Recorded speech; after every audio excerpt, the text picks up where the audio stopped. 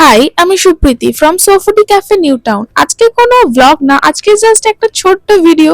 যেমন আমাদের ক্যাফেতে স্পেশাল স্টার্টার্স হিসেবে আপনারা কি কি অর্ডার করতে পারেন। হ্যাঁ, সবটা হয়তো কভার করতে পারবো না, বাট যতটুকু পেরেছি ততটুকুই।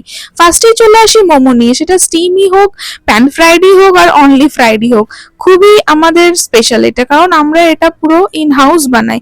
ফিশের মধ্যে তো বলতেই হবে না, হট সেলিং, গড়িয়া থেকে মানুষজন আসে।